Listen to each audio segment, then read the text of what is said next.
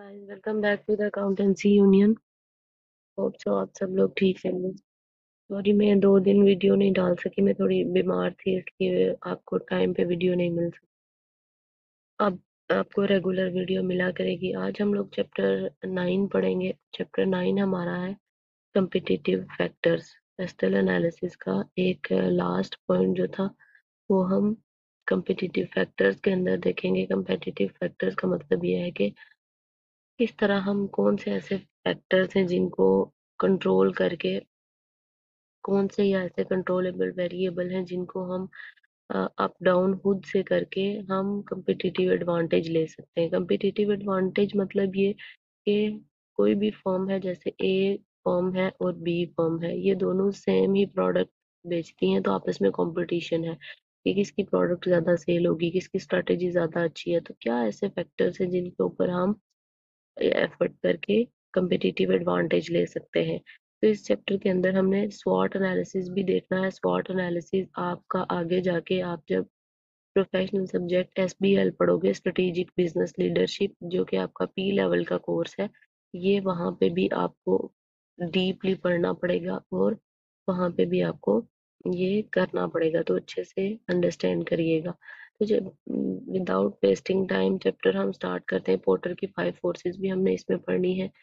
Chapter के अंदर हमने कम्पिटिटिव फैक्टर्स देखने हैं। कम्पिटिटिव फैक्टर्स के अंदर कम्पिटिटिव एडवांटेज कैसे मिलेगा, कौन से ऐसे फैक्टर्स हैं, पोर्टर्स 5 फोर्सेस मॉडल क्या कहता है, 5 फोर्सेस जो है उनसे कैसे हम, वो हमें बिजनेस के ऊपर कैसे इफेक्ट कर सकती हैं, वैल्यू चेन क्या कर सकती है, और स्वॉट स्वॉट इम्पोर्टेंट है। और स्वॉट आगे जाके भी आप देखोगे। यहाँ पे मैंने जैसे आपको पहले बताया, strength, weaknesses, opportunities and threat, ये स्वॉट का बेसिकली एब्रीवेशन है। स्ट्रेंथ, स्वॉट इनका एब्रीवेशन है। Strength, weakness, opportunities and threat are explored further in SBL, strategic business leader, जो कि आपका प्रोफेशनल लेवल पी लेवल का कोर्स है, उसमें जाके आप ये दोबारा पढ़ेंगे। सबसे पहले देख लेते हैं कम्पिटिटिव एडवांटेज होता क्या है। कम्पिटिटिव एडवांटेज बेसिकली आप अपने कंपैटिटर से कैसे आगे निकल सकते हो, इसको कहते हैं कम्पिटिटिव एडवांटेज, यानी कि आपको क्या बेनिफिट हो सकते हैं। तो a part of a firm external analysis will involve assessing the degree and sources of competition within the industry. The key issues here is whether the firm has sustainable competitive advantage. तो हमें यहाँ पे देखना है कि बहुत सारी firms होती हैं किसी एक इंडस्ट्री में। जैसे इंडस्ट्री मोबाइल इंडस्ट्री है तो उसके अंदर सैमसंग है, आईफोन है, इन्फिनिक्स है, या हवावे है, बहुत सारी कंपनीज है एक ही इंडस्ट्री में। तो आपस में इनका कंपटीशन कैसे होगा, this there will be analysed 3 steps. 3 steps के अंदर हम इसको एनालाइज करेंगे। मेन कंपटीटिव फैक्टर्स इंडस्ट्री के अंदर कौन से हैं उनको हाईलाइट करना है, फोर्सेस कौन सी वाली हैं, फिर different ways a firm can achieve competitive advantage, कौन से डिफरेंट वेज के थ्रू competitive एडवांटेज फर्म ले सकती है, how different activities and departments, आपकी एक्टिविटीज, यानी कि डिफरेंट एक्टिविटीज, जैसे आप अपनी कॉस्ट कैसे कम करोगे, किस तरह बेनिफिट ले सकते हो, आपका कंपेटिटर किस तरह बेच रहा है प्रोडक्ट को, आप उससे कैसे आगे निकल सकते हो। या डिपार्टमेंट आपका, जैसे परचेज डिपार्टमेंट आपको डिस्काउंट दे के दे पर रॉ मटेरियल में दे दे, मार्केटिंग अच्छी कर दे मार्केटिंग डिपार्टमेंट, तो डिपार्टमेंट भी कंट्रीब्यूट करते हैं कम्पिटिटिव एडवांटेज लेने में। तो ये चीज हम देखेंगे। सबसे पहले पोर्टर्स की 5 फोर्सेस एनालिसिस देख लेते हैं। 5 फोर्सेस का क्या रोल आता है।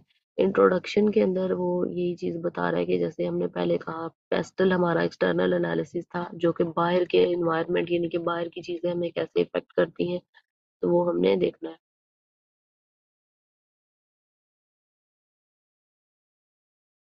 तो पेस्टल के अंदर हमने एक्सटर्नल एनालिसिस देखा था कि कैसे बाहर की फोर्सेस इम्पैक्ट करेंगे फ्यूचर के अंदर, या कैसे मार्केट इफेक्ट करती है। पोर्टर 5 फोर्सेस को हम डिटेल के अंदर पढ़ते हैं। Detail competitive environment by analyzing 5 की एरियाज और फोर्सेस, 5 की एरियाज या फोर्सेस हैं जिसको हमने देखना है कैसे इफेक्ट करते हैं। Together these forces determine the overall profit potential of the industry. अगर हम इन सारी फोर्सेस को इकट्ठे करेंगे तो हमें ये पता चलेगा कि ओवरऑल कंपनी का पोटेंशियल प्रॉफिट कितना बनता है।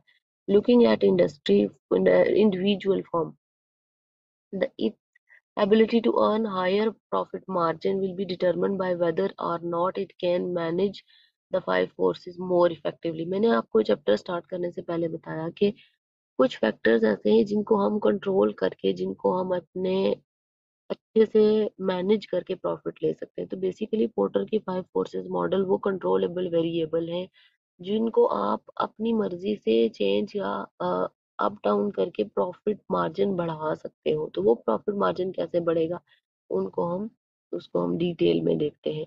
ये पोर्टर्स का पूरा मॉडल है और पेपर के अंदर इससे कोई क्वेश्चन आ भी सकता है। मुझे स्टूडेंट्स बोल रहे थे कि आपने ये वीडियोस भी बनानी है कि कौन से चैप्टर इंपॉर्टेंट है। मैं कोर्स के मिड में कहीं आपको वो भी बता दूंगी और इस कोर्स की आपको किट भी मिलेगी, ठीक है, किट एग्जाम किट के क्वेश्चंस भी मैं डालूंगी सारे के सारे। अच्छा, तो हमें पहले फाइव फोर्सेस देखनी है, कौन कौन सी फोर्सेस हैं। पहली बात ये कि न्यू इंट्रेंट्स देखो आप। फॉर एग्जांपल अगर मेरी कंपनी है, मेरी कंपनी लेट से मेरा एक बुटीक है, ठीक है, मेरा एक बुटीक है यानी कि फीमेल ड्रेसेस है। अब अगर न्यू इंट्रेंट्स, ये मेरी कंपनी है, अगर कोई न्यू इंट्रेंट्स आएगा यानी कि कोई न्यू फर्म और कोई न्यू बुटीक खोलेगा तो ये मेरे लिए क्या है, कंपटीशन है, मेरे लिए थ्रेट है। यानी कि मेरे लिए ये एक नई थ्रेट आ रही है कि वो शायद मुझसे अच्छा प्रोडक्ट सेल करें, लेकिन मुझे अपना ब्रांड इमेज बनाना होगा। जैसे आप देखो कुछ ब्रांड्स ऐसे हैं जिनके अगेंस्ट कोई भी प्रोडक्ट बंदा बना ले लेकिन कस्टमर आपका उस ब्रांड को नहीं छोड़ता। तो ये ब्रांड लॉयल्टी और ब्रांड आपने क्वालिटी अच्छी देनी है ताकि कस्टमर आपके साथ ही रहे। फिर power of buyers and power of supplier. Some time buyers जो कि हम लोग होते हैं उनकी पावर हाई होती है, सम टाइम सप्लायर की पावर हाई होती है। किस केस के अंदर बायर की पावर कम होती है और किस केस के अंदर सप्लायर की पावर कम होती है। यहाँ पे बायर की पावर ज्यादा है। बायर की पावर तब ज्यादा होती है जब नंबर ऑफ सब्स्टिट्यूट ज्यादा होते हैं। सब्स्टिट्यूट ज्यादा होते हैं, जैसे आपको मैं एग्जांपल देती हूँ कि अगर एक दुकान से आपको चीज 100 में मिल रही है और उसी चीज की 10 दुकानें और हैं तो आपकी पावर ज्यादा होगी। आप उसको बोलोगे कि नहीं, ये मैं अगली दुकान से ले लूंगा, किसी और जगह से मैं 80 की ले लूंगा, किसी और जगह से मैं 60 की ले लूंगा। तब आपकी पावर ज्यादा होती है। जब सप्लायर की पावर कब ज्यादा होती है, जब फ्यू सप्लायर होते हैं, नंबर ऑफ सब्स्टिट्यूट लेस होते हैं। लेस यानी कि सप्लायर कम होते हैं। आप अगर इसको 100 की कोई चीज दे रहा है तो हो सकता है 100 की कोई चीज इस्लामाबाद में दे रहा हो और दूसरी 100 की चीज या 80 की अगर आपने लेनी है तो वो कराची में मिल रही हो, तो उसके लिए आपका इतना ज्यादा फेयर लग जाएगा। तो नंबर ऑफ सप्लायर्स अगर कम होते हैं तो तब सप्लायर की पावर ज्यादा होती है। तो यहाँ पे ये इस तरह से हमने देखना है। अगर न्यू इंट्रेंट्स हैं तो न्यू इंट्रेंट्स के अंदर इकोनॉमी ऑफ स्केल आपने देखना है। आपने बेस्ट से बेस्ट कोशिश करनी है। इकोनॉमीज ऑफ स्केल के अंदर आपने कॉस्ट रिड्यूस करनी है, यानी कि कॉस्ट आपकी कैसे कम होगी ताकि आप अपने कंपेटिटर से ज्यादा प्रॉफिट ले सको। फिर अदर कॉस्ट एडवांटेज कैसे ले सकते हो आप, किस तरह कॉस्ट बेनिफिट ले सकते हो। कैपिटल रिक्वायरमेंट कितनी है। अच्छा, कैपिटल रिक्वायरमेंट का मतलब है बिजनेस स्टार्ट करने के लिए आपको कितनी इन्वेस्टमेंट चाहिए। कितनी इन्वेस्टमेंट चाहिए होगी, ज्यादा चाहिए होगी तो न्यू इंट्रेंट्स, अगर आप new as a new entrant industry में घुस रहे हो तो इसका मतलब पहले आपको पैसा कितना चाहिए होगा बिजनेस शुरू करने के लिए। क्या आपको डिस्ट्रीब्यूशन चैनल की एक्सेस होगी। डिस्ट्रीब्यूशन चैनल की एक्सेस मतलब आप डिलीवर प्रोडक्ट कैसे करोगे, क्या आपको इजीली एक्सेस होगी या बड़े सप्लायर मिल के आपके लिए डिस्ट्रीब्यूशन चैनल का जो एक्सेस है वो मुश्किल कर देंगे। गवर्नमेंट के क्या रूल्स हैं, पेटेंट्स हैं या कोई कॉपीराइट्स वगैरह का इशू ना हो आपकी प्रोडक्ट के ऊपर, आप कोई कौन सी प्रोडक्ट बना रहे हो। गवर्नमेंट पॉलिसीज क्या है आपको वो सब पता होना चाहिए। रिएक्शन ऑफ एग्जिस्टिंग फर्म, जब अगर 10 सप्लायर ऑलरेडी हैं और वो बड़े सप्लायर हैं तो आप भी वहां पे बिजनेस स्टार्ट करने लगे हो, 11th आप आ रहे हो, तो उसके ऊपर ये वाले लोग क्या रिएक्ट करेंगे, ये भी आपको देखना है। फिर बैरियर्स टू एंट्री, बैरियर कहते हैं रुकावट को, मुश्किल को, ठीक है, डिफिकल्टी, या आपको हो के कोई चीज जो आपकी चीज आपकी एंट्री को स्टॉप कर रही है। विच बैरियर एग्जिस्ट, मतलब क्या ऐसे बैरियर हैं। हो सकता है कि जहाँ पे आप बिजनेस का सोच रहे हो वहां पे आप 11th फॉर्म आ रहे हो, इसका मतलब ये है कि वहां पे हो सकता है कि आपकी 100 मिलियन की इन्वेस्टमेंट चाहिए हो। ये एक बैरियर है कि बहुत बड़ी इन्वेस्टमेंट है, शायद आप नहीं कर सकते। हो सकता है गवर्नमेंट से कुछ रूल्स ऐसे हैं कि आपको मुश्किल हो। What intent do they limit entry, क्या ऐसी इंटेंट्स हैं जिसके थ्रू एंट्री लिमिट हो रही है, आप इंटर नहीं हो सकते। ये चीजें आपको देखनी है, ये सारी चीजें आपको देखनी पड़ेंगी। Are we trying to get in are keep these out, क्या हम इजीली इंटर हो सकेंगे और क्या हम इजीली आउट हो सकते हैं। इंटर और आउट होने का मतलब ये है कि क्या आप उस फर्म के अंदर, लाइक उस इंडस्ट्री के अंदर आसानी से बिजनेस स्टार्ट कर सकते हो, जब चाहो तो छोड़ के जा सकते हो। कभी कभी ऐसा होता है कि कुछ बिजनेसेस ऐसे होते हैं कि आप उनमें इंटर जरूर हो जाते हो, बट आपको छोड़ने के लिए बहुत बड़ी कुछ फी देनी पड़ती है, बहुत सारी फॉर्मेलिटीज पूरी करनी पड़ती हैं, जिससे आप फंस जाते हो कि आप निकल ही नहीं पाते, तो एंट्री और एग्जिट मुश्किल होता है। इसी तरह आप जो करोगे प्रोडक्ट को कहाँ पे, कस्ट कंपेटिटर ज्यादा क्या है, कंपेटिटर का साइज क्या है, ग्रोथ उस मार्केट की क्या है, फिक्स कॉस्ट प्राइस है, कैसे लोग लेके चल रहे हैं, टर्नओवर क्या होगा, लैक ऑफ डिफिनेशन डिफरेंशिएशन होगा या नहीं। यानी कि लैक ऑफ डिफरेंशिएशन है, आपकी प्रोडक्ट और उनकी प्रोडक्ट के अंदर क्या डिफरेंस होगा कि आप कस्टमर को अट्रैक्ट कर सकोगे। तो ये सारी चीजें आपके कंट्रोल में है, आप मतलब इनके थ्रू सक्सेस ले सकते हो अपनी प्रोडक्ट के अंदर, क्वालिटी और अच्छी बना के। पावर वे ग्रेटेस्ट, कहाँ पे सप्लायर की पावर हाई होती है, कहाँ पे बायर की। जहाँ पे कंसंट्रेशन ऑफ बायर्स होती है, अल्टरनेटिव होते हैं सोर्स, मतलब आपके पास बहुत ज्यादा सप्लाई सोर्सेज होते हैं, यानी कि सब्स्टिट्यूट ज्यादा होते हैं। जैसे मैंने पहले बताया, आपको कोई मसला नहीं होता स्विच करने का, यानी कि स्विचिंग कॉस्ट लो होती है। आपको एक प्रोडक्ट अगर यहाँ से नहीं मिल रही तो दूसरी जगह से ले लोगे, तो इट मीन्स के बायर की पावर ज्यादा होगी। तो buyer have low profits, buyer have full information, आपको फुल इंफॉर्मेशन है कि ये प्रोडक्ट यहाँ से नहीं तो वहां से मिल जाएगी, इट्स ओके, तो हम वहां से ले लेंगे। अगर ग्रेटेस्ट देखें पावर सप्लायर की कहाँ है, जहाँ पे कम सप्लायर है, कम सब्स्टिट्यूट है, मैंने पहले बताया, और स्विचिंग कॉस्ट बहुत ज्यादा हाई है। स्विचिंग कॉस्ट का मतलब ये है कि एक चीज आप इस्लामाबाद से ले रहे हो तो दूसरी चीज शायद आपको कराची से लेनी पड़े, तो स्विच करना बहुत डिफिकल्ट है। तो ये चीज है, पॉसिबिलिटी है इंटीग्रेटिंग फॉरवर्ड। तो ये चीज क्या है कि आपके सप्लायर्स कम है तो आपको इंटीग्रेशन करना मुश्किल हो, मतलब फॉरवर्ड इंटीग्रेशन करनी पड़ रही है। कस्टमर नॉट सिग्निफिकेंट, कोई बड़े कस्टमर ज्यादा नहीं है। सप्लायर्स प्रोडक्ट डिफरेंशिएटेड, सप्लायर की प्रोडक्ट भी क्या है, डिफरेंशिएटेड है। मतलब एक प्रोडक्ट अगर मिस्टर ए से आप ले रहे हो, तो उस उसकी प्रोडक्ट के अंदर जो कुछ क्वालिटी डिफरेंट होगी वो बी के पास आपको नहीं मिलेगी। तो ये चीजें हैं जो कि आपको देखनी पड़ेंगी। फिर सब्स्टिट्यूट्स भी हैं। सब्स्टिट्यूट, अगर आप सब्स्टिट्यूट कहते हैं अल्टरनेटिव को, जैसे चाय की जगह कॉफी हो गई, पेप्सी की जगह कोक हो गई, तो ये चीजें हमने देखनी है।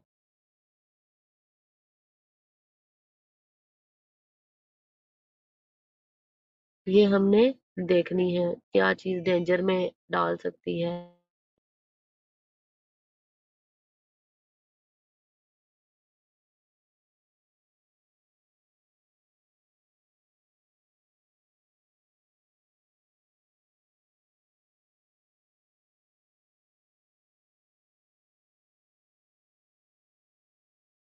तो यहाँ पे ये चीजें आपने करनी है। फिर क्या, अगर आप सब्स्टिट्यूट लेते हो तो सब्स्टिट्यूट से कुछ आपको उसका वो डेंजरस तो नहीं है आपके लिए, ये सब चीजें देखनी है।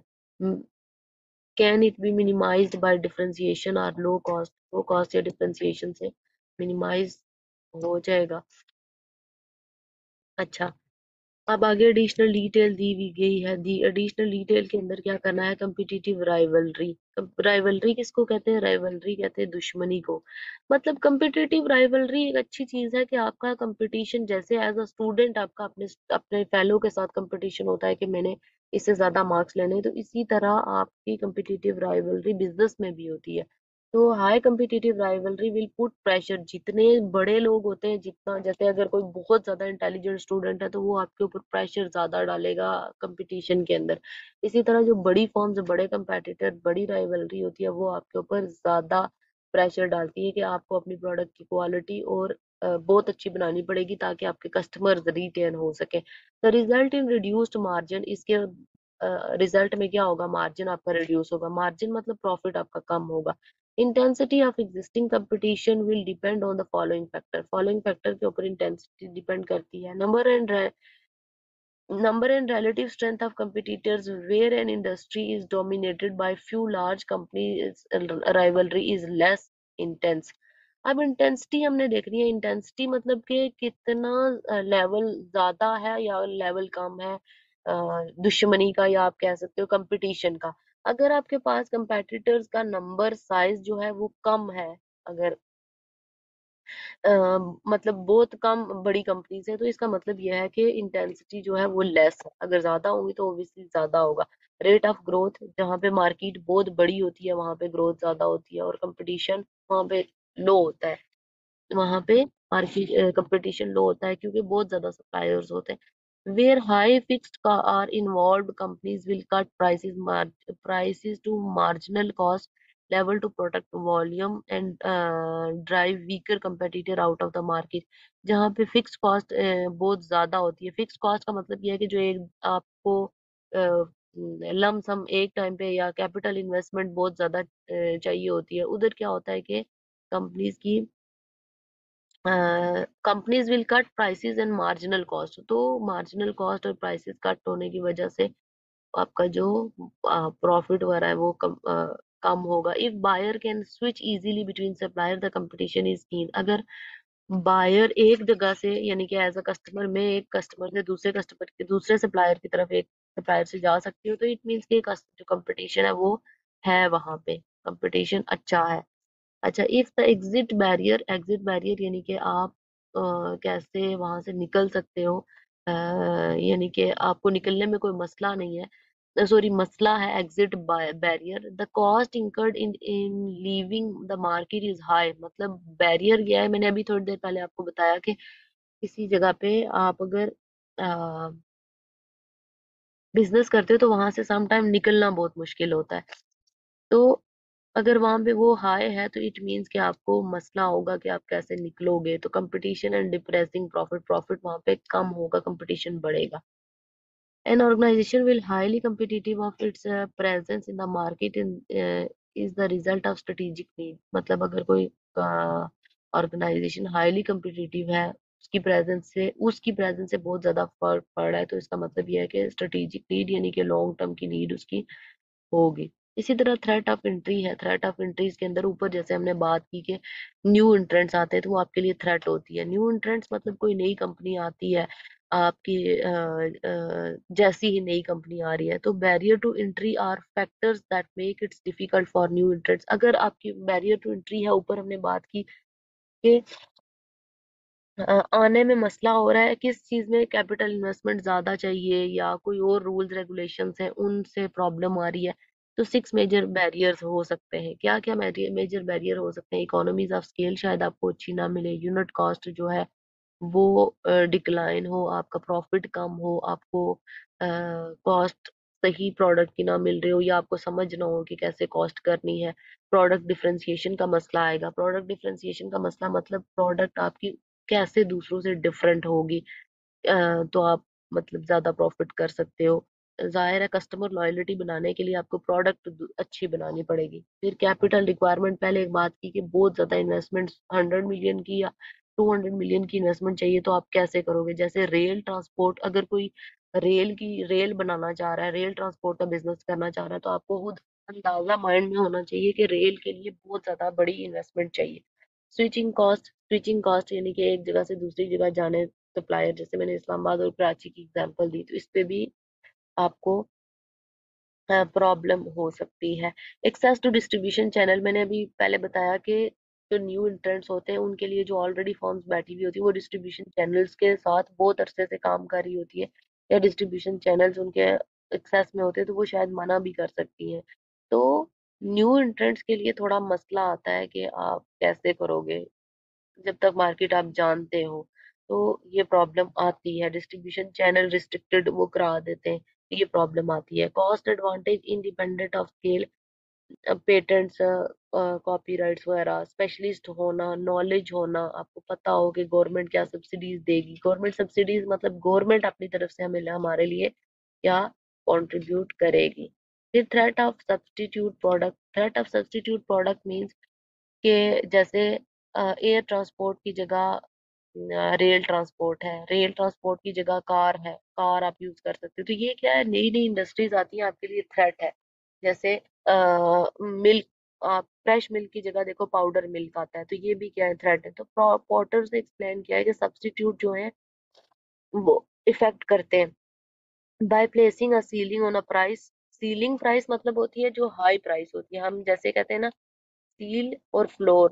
सील किसको कहते हैं, सीलिंग किधर होती है, सील हम किसको कहते हैं, जैसे रूफ के ऊपर, छत के ऊपर होती है, छत के साथ लगाते हैं हम, तो ये हाई प्राइसेस होती हैं। इसी तरह फ्लोर प्राइस कौन सी होती है, फ्लोर प्राइस होती है जो लो प्राइस होती है।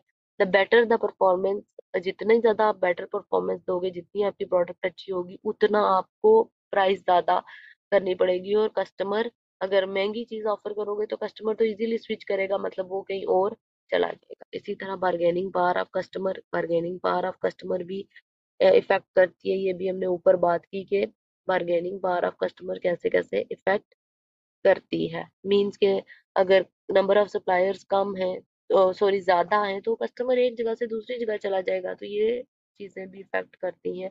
आपको उसके लिए क्वालिटी में बहुत ज्यादा इम्पैक्ट लेके आना पड़ेगा।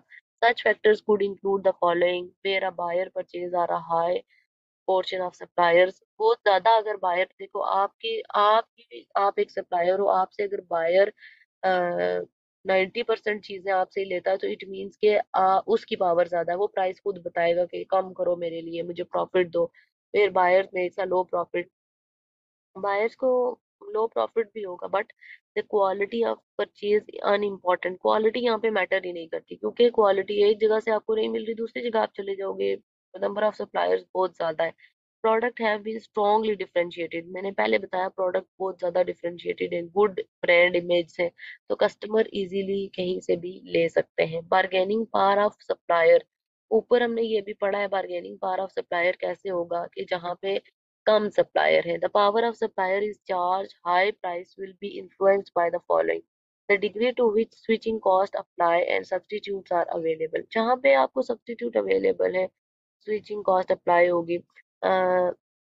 द प्रेजेंस ऑफ वन और मोर टू डोमिनेंट सप्लायर, जहाँ पे सिर्फ एक दो सप्लायर है, कम सप्लायर, तो सप्लायर अपनी मर्जी चलाएगा, वो अपनी मर्जी से प्राइसेस सेट करेगा। The extent to which products offered have uniqueness है, प्रोडक्ट के अंदर एक के पास जो प्रोडक्ट मिलेगी वो दूसरे के पास नहीं मिलेगी, तो ये बहुत इशू रहता है। टेस्ट योर इलिस्ट्रेशन वन के अंदर ये सारा का सारा एक बताया गया है कि कैसे ये फाइव फोर्सेस इफेक्ट करती हैं। ये इंशाल्लाह ताला हम अगली वीडियो के अंदर करेंगे। अभी मैंने सिर्फ वीडियो इसलिए डाली है कि एटलीस्ट आपको ये हो कि वीडियोस टाइम टू टाइम आ रही हैं। नेक्स्ट वीडियो के अंदर हम ये इलिस्ट्रेशन भी करेंगे और टेस्ट योर अंडरस्टैंडिंग भी, और कोशिश करेंगे कि अगली वीडियो के अंदर चैप्टर खत्म कर सकें। बट अगली वीडियो 40 to 50 मिनट्स की आएगी, तो उसके अंदर डिटेल वाइज पढ़ेंगे। होप सो आपको मेरे लेक्चर्स पसंद आते हैं, तो एटलीस्ट वीडियो को लाइक किया करें, चैनल को सब्सक्राइब किया करें। Thanks for the watching. Allah Hafiz.